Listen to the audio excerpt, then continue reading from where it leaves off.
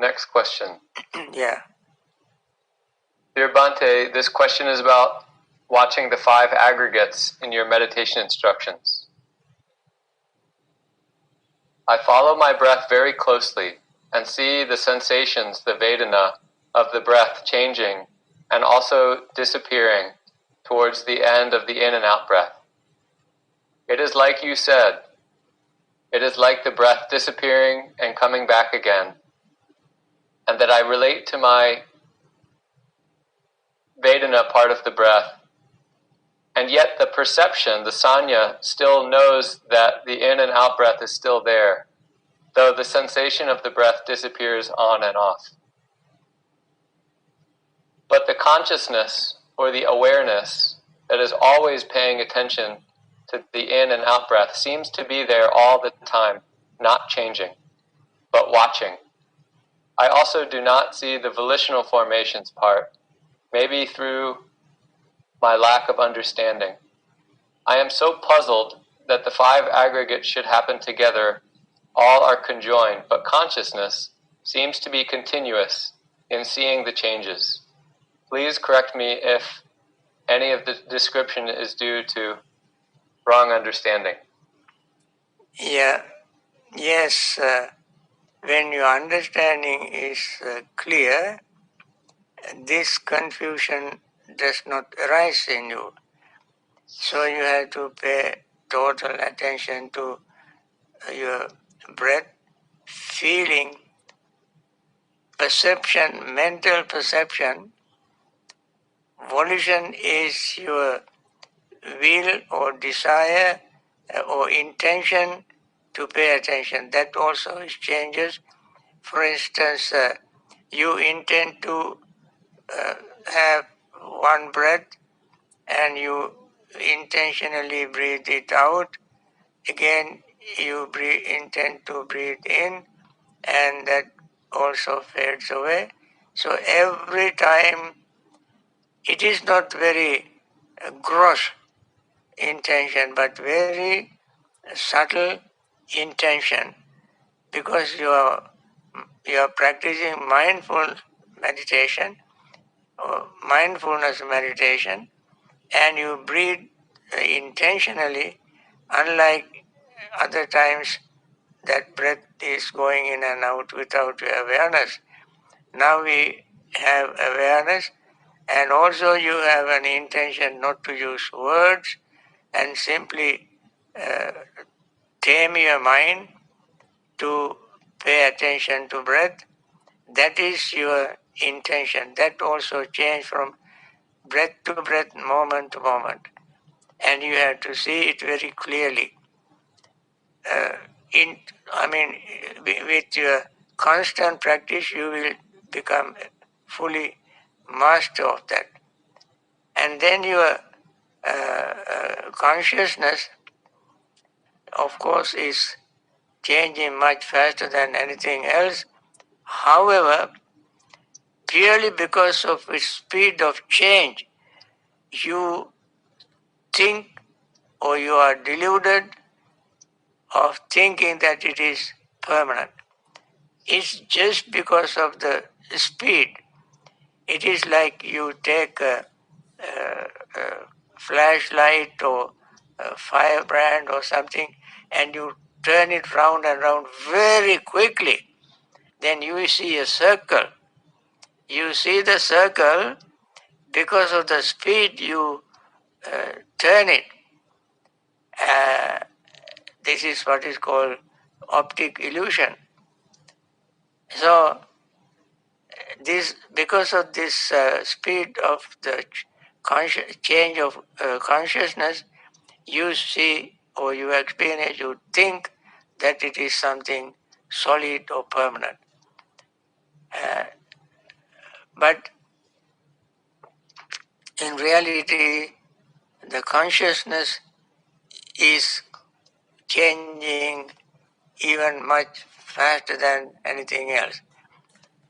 And that is why the Buddha could not give even a simile to illustrate or to show how quickly the mind or consciousness changes.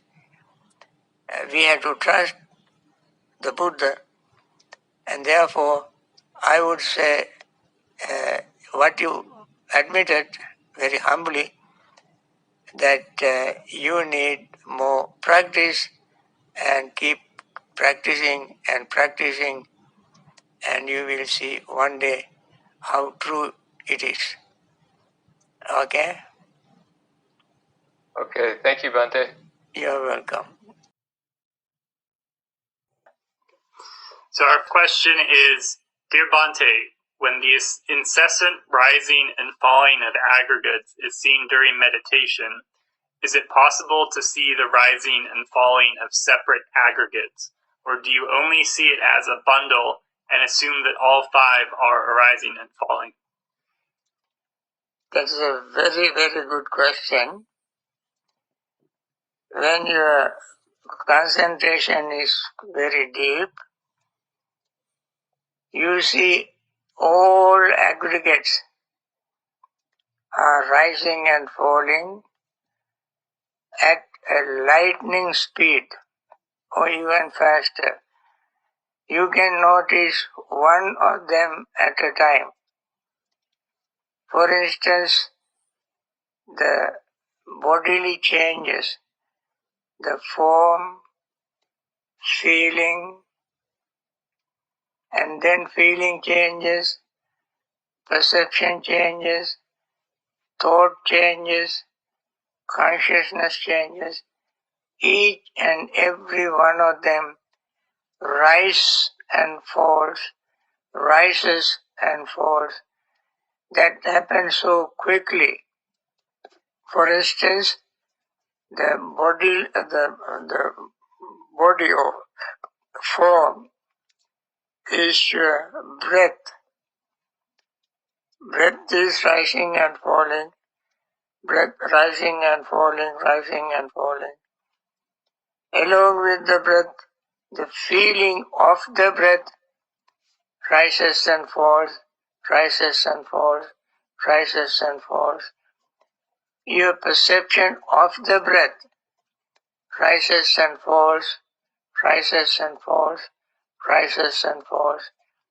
Any thought that arises in your mind during that time, thought of the breath, thought of the feeling, thought of perception, all thoughts rise and fall, rises and falls. And then your awareness or consciousness very quickly rises and falls, and that happens much faster than anything else. You hardly can notice the rise and fall of your mind or mental state. All these are rising and falling, but you can see at least some of them when you gain good concentration. It is when you reach the highest acme point, you will notice that there is no gap. It is called Anantarikam. In Ratana Sutta it is mentioned, Samadhi Anantarikam Ahu. That concentration without any interval, continuous, and yet it is so sharp and clear. You started the practice with mindfulness. As in mindfulness you see rising and falling. You are focusing mind on rising and falling, rising and falling. Itself becomes concentration. It is very interesting. That is why the Buddha said the Yuganadha meaning both join together, work together in unison. You see, you start with mindfulness and gain concentration, and then these two work together in unison as one unit. And therefore, it is a very sharp, deep, profound experience, and there you see rising and falling of all aggregates until your mind is reached this highest point. You see some of these aggregates rising and falling, and that is a very powerful experience. Okay?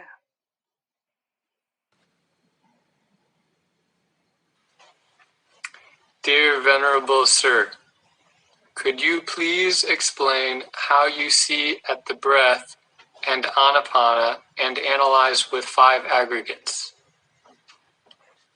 I think I answered this question before, and every day in our guided instructions, I mention this, but I don't mind repeating it again. No matter how much time you ask me, I will answer, give the same answer. And one day you will realize how the 5 aggregates work while we are focusing mind on the breath. What are the 5 aggregates? Form, feeling, perceptions, thought, and consciousness. Our breath is a form, and this form is not static, permanent, eternal entity. It is changing. How does it change? Breath is our body conditioner. Body conditioner. That means breath brings oxygen. Now, oxygen is not something static. This oxygen keeps changing very quickly. And then when we breathe out oxygen-free breath, carbon dioxide. Then no longer oxygen there. Then we have to take oxygen again. Again the same thing happens to oxygen. Once oxygen goes into the body, into the lungs, that blood purified, charged with oxygen, goes to the heart. Heart pumps, and this blood rich with oxygen goes all over our body. Every little blood vessel, every tiny little capillary is filled with oxygen-rich blood. And they also consume this oxygen as very quickly, and then oxygen will no longer be there in those cells, in those capillaries, and then that blood without oxygen return to the heart. Then heart pumps that into the lungs, and then lungs charge it with oxygen, and then again the blood circulates throughout the body with oxygen in it.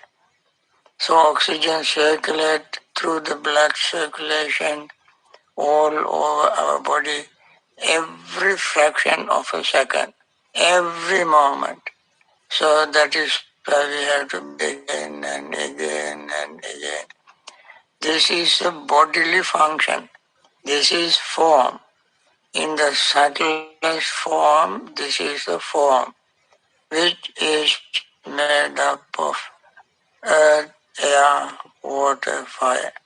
Our breath has air element, water element, earth element, and fire element.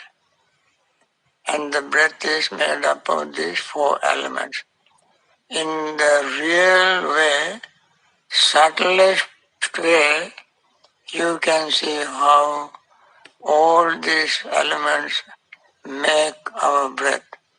And then it is this breath that changes always as we breathe in and out.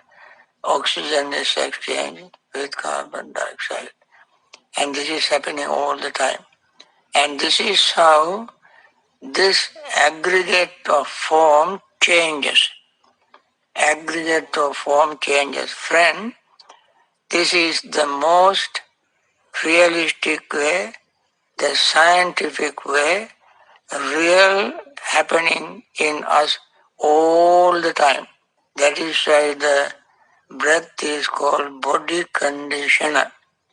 It conditions every fraction of a second with new oxygen, new cells, new blood circulation.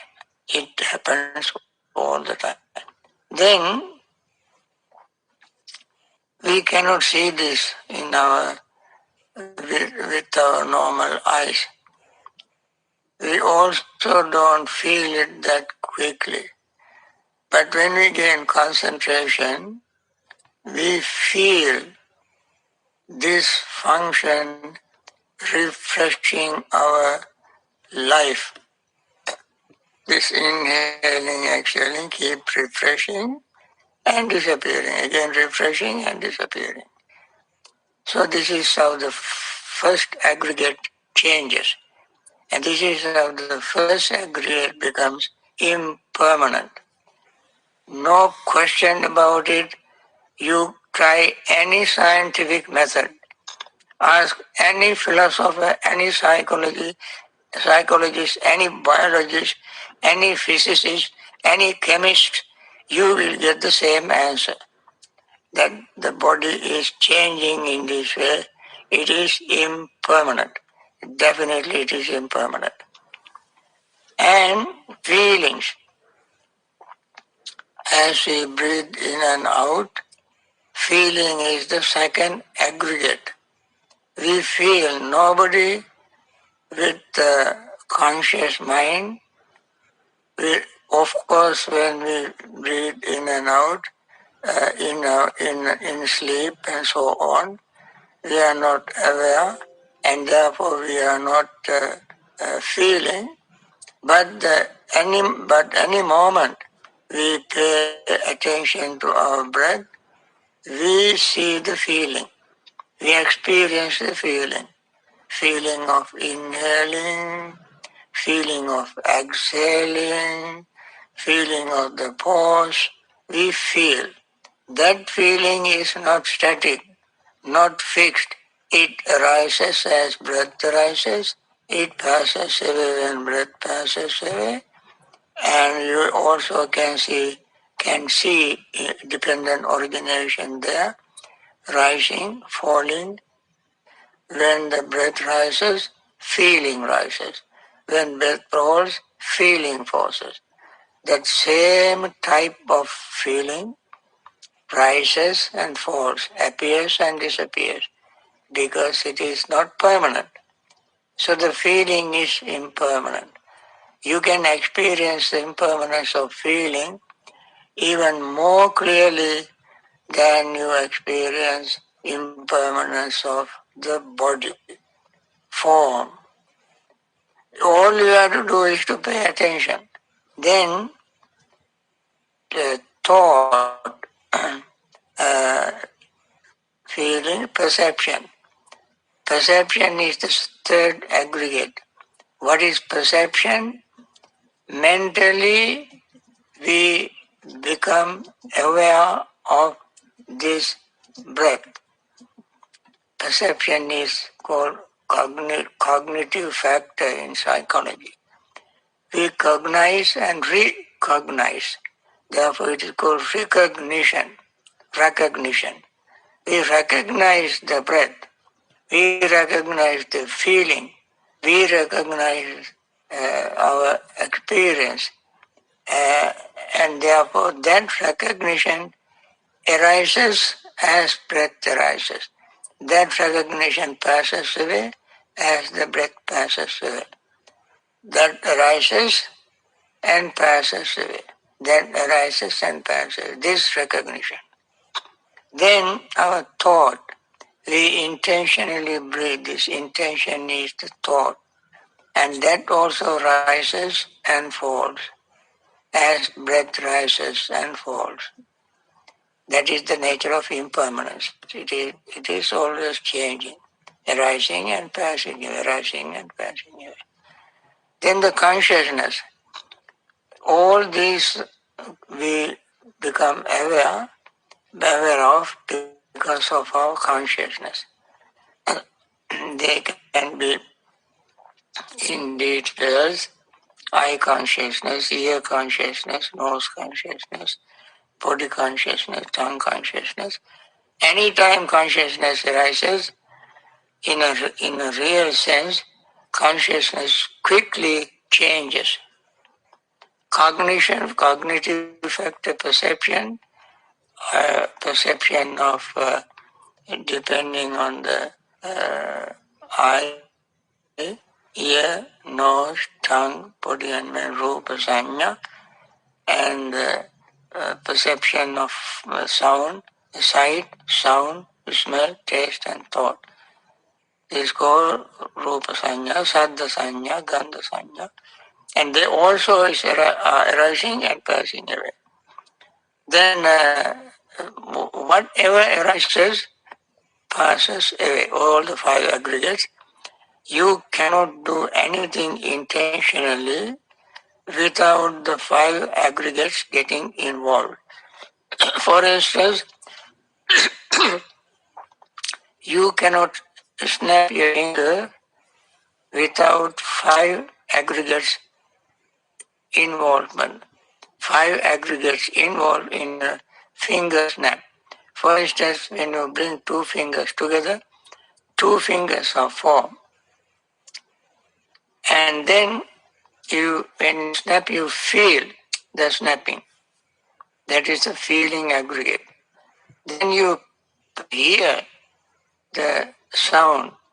That is your perception aggregate. You hear the sound. Then these two must come together, in order to make it. So, feeling arises because of this contact. Two. And then we are conscious of it. Two fingers are formed. The touching of them is contact, and the feeling arises when we snap. That is the feeling aggregate. We hear the sound, that is perception aggregate. We are conscious of it, that's consciousness aggregate. And we think of doing it, that is a volitional formation aggregate. So all the five aggregates must involve in your finger snap. You can see how quickly the five aggregate arises and passes away in the finger snapping moment. This you have to pay attention to understand this reality. This is how you ask how five aggregates involved, five aggregates change when we breathe in and out. You use the word anapana. Anapana means inhaling and exhaling. Prana means life. Inhaling, exhaling is called anapana because that is the one that brings life. Ana bringing oxygen, pana leaving oxygen-free carbon dioxide. And when oxygen comes in, we live for that moment. When oxygen leaves, our cells die. Of course, not all die at once because so many cells are there, trillions of cells. We don't feel it, but it happens. The brain may not last more than, I think, 5 minutes without oxygen. You may check with your biology teacher, biology lesson, how long our brain can live without oxygen. So, uh, you can see the whole life is depending on oxygen, exhaling, therefore it is called anapana. Sabbe pana, when we talk about living friendliness, we call sabbe pana. All those who have oxygen to live, whether they are very tiny little ant or big whale or elephant, they all need oxygen to live. Therefore it is called anapana. And they all, this mechanism of change is taking place in every tiny little existing thing, changing and changing and changing. Thank you, Bhante. Yeah. Dear Bhante, when I meditate and I am very still, I can feel and have strange and comfortable glimpses of emptiness. The five aggregates are non-self. After the meditation, I am wondering if this is the right path and should I not pay attention to it. When you meditate, you uh, come to conclusion that there is no self. She gets glimpses of emptiness. Emptiness. The five aggregates are non-self. Definitely they are non-self. That is very true. If you see it in not only in meditation, you can suspend them during meditation, sort of suppress. But when you come out of meditation, in your daily experience, you will see for yourself how many times you try to defend yourself. When somebody says something that you don't agree with that, but for you it seems very, very true, and you will vehemently defend yourself to say that this is the right thing. This kind of self-defense or thought or concept of self-defense comes from the notion of self. So you cannot say that you saw emptiness of the five aggregate. To see the emptiness of the five aggregate, not only during meditation, but even after meditation, you pay attention to aggregates. Any time when you are eating, drinking, talking, walking, and doing your business, pay attention to aggregates and see whether, I mean, you are the testimony, you are the witness. Nobody can tell that. You have to be 100% honest and sincere, and ask yourself with that degree of sincerity, honesty, am I not trying to defend myself? Politically, economically, financially, socially, in the family, with friends and education, all kind of institutions, societies, history, and all these things. You have learned many, many, many subjects, and in various ways, and then you have certain fixed ideas, about such and such and such and such and such. If somebody, of course, everybody else doesn't have that kind of education, that kind of training, that kind of experience. Every person has his or her own personal experience from various sources, teachers, friends, and so on. And you have your own conclusion.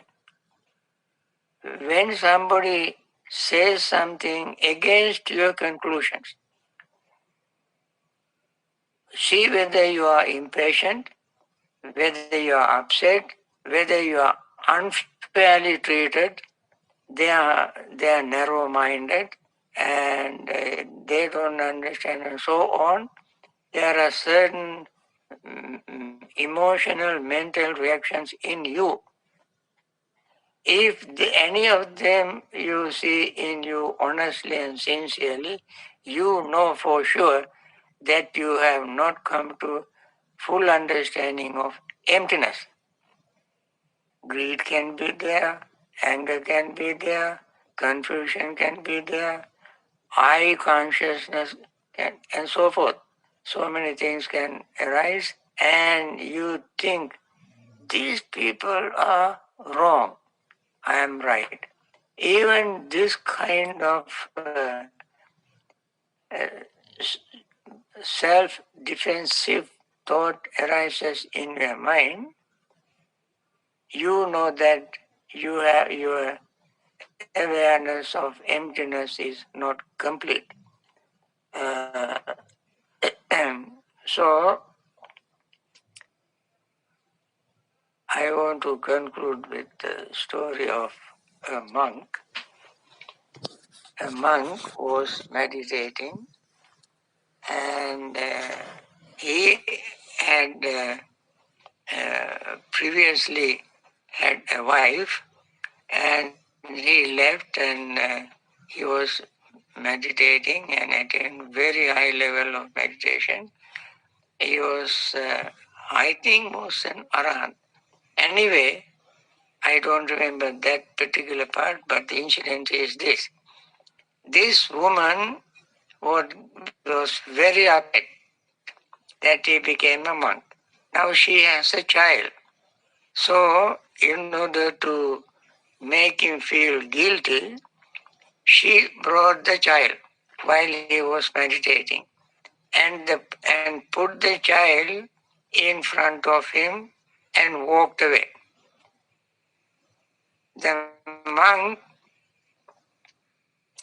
did not even open his eyes. He continued to meditate, and this woman walked away from him and walked some distance and then waited and waited and waited to see him opening his eyes and picking up this child. When she said, "Here is your son. I am walking, I am going away." He just, as if he did not hear, did not open his eyes, did not move. He continued to walk. He continued to meditate. This woman walked some distance and waited. He did not even open his eyes. After all, she is a mother. How can she leave the little baby there? So she came and picked the baby. The monk, whether the baby was there or not, it did not bother him at all. When you hear this today, you will be very upset even with me for telling something that monks did most irresponsible. Irresponsible. But that is how, when one sees emptiness behaves, emptiness behaves. I mean, when one sees emptiness clearly, that is how he behaves. And we don't want to say the Buddha about the Buddha because everybody can say, after all, he is enlightened Buddha, he can behave like that, we cannot, and so on. It happened many times to the Buddha. When Buddha was preaching, a woman came pretending as pregnant, putting some bundle of sticks to her tummy and tied it around. And while Buddha was giving the sermon, in front of thousands of people. She overcame very bravely and said to the Buddha, you are preaching Dhamma to people. Look at what you have done to me. I have a baby from you. And Buddha did not respond. He said simply, sister, only you and I know that. That's all Buddha said. Of course, it is said that as soon as she got up, very embarrassed and got up, and then stumbled over something, and the bundle of stick got loose and fell on the ground. So people started beating her. The Buddha said, no, that is not the way to punish her. That is not the way to punish her. The way to punish her is teaching Dhamma. Teach the Dhamma. Not to behave like that, not to do this kind of foolish things. So,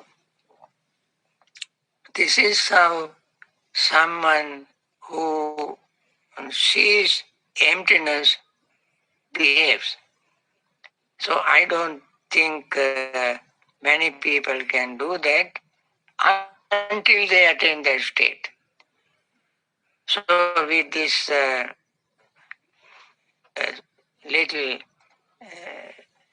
story, I want to conclude this morning session.